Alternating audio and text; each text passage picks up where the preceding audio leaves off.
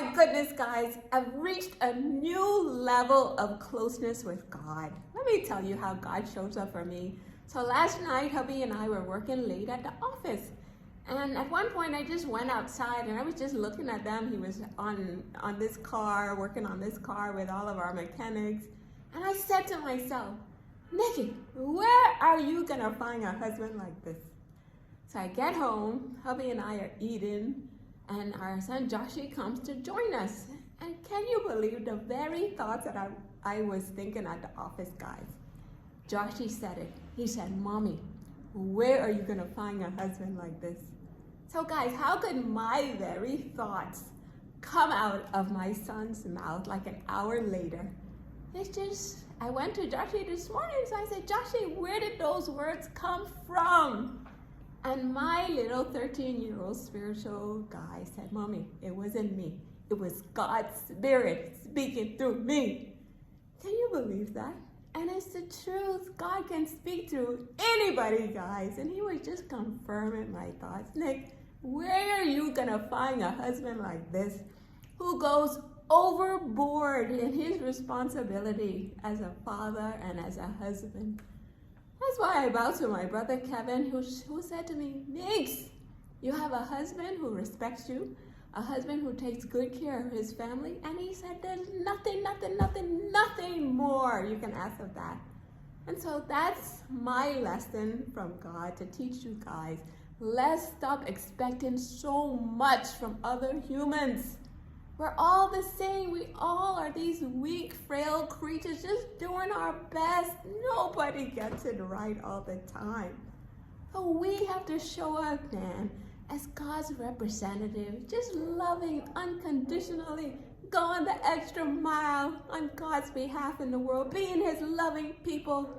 The verse I love is from 1 John 4:16. Say, whoever lives in love lives in God and God in them. God is love, guys, and we're supposed to be enacting this love on his behalf in the world. Do you hear me, guys? Let's be God's loving representative. Like, I can't get over my God influencer, Carrie. He just kept saying, God asks two things of us, to love him and to love each other. And he said that love for each other goes unconditionally. So this love and loyalty, guys, we're going to tie it around our necks. And just say, God, help us. Give us your strength to help us to be the people that you would have us to be. And I promise you, this is the way God leads us on the path to the best life. For me to be in that moment saying to myself, God, no, Nick, where are you going to find a husband like this? And for my son, Joshie, my little spiritual guy, to come out and say that, it's just God's been working with me.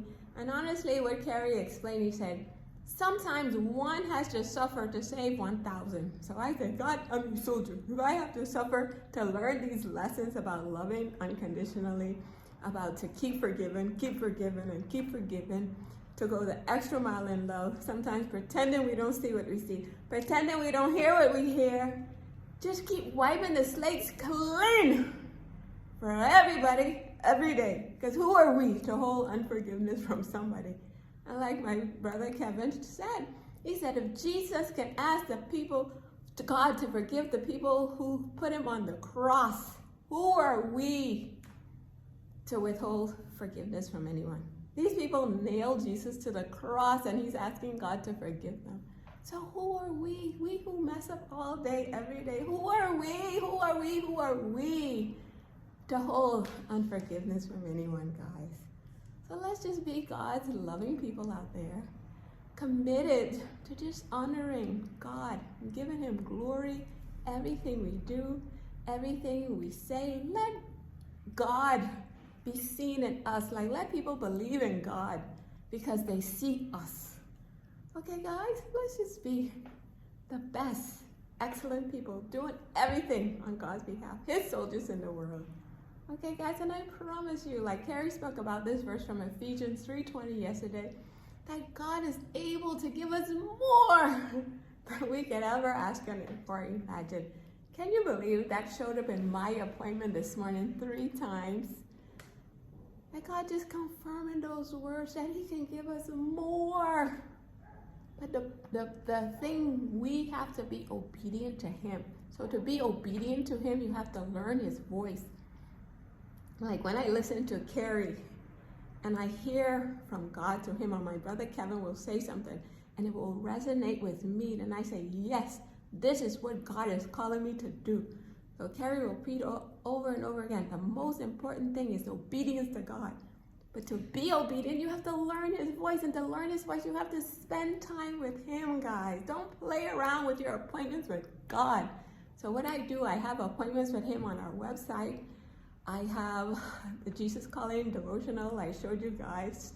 Sarah Young, the author, she's been my messenger for God. She's brought me so close to God because just one word will show up there and I'll be like, yes, this is God revealing his invisible presence with me. So I promise you guys, the best life is God's. So choose God, guys. Just ask him all day, every day, what would you have me to do, God? What can I do in this moment so that I can please you? How can I be obedient to you? And that's how he guides us on the best path. When I told Carrie yesterday that verse about Ephesians, I said, that's my daughter working at Nike. God has given me more than I could ever ask or imagine. To see my daughter Julie started her job yesterday in New York. To see I have these two fierce daughters, guys, doing their thing, rocking it in New York City.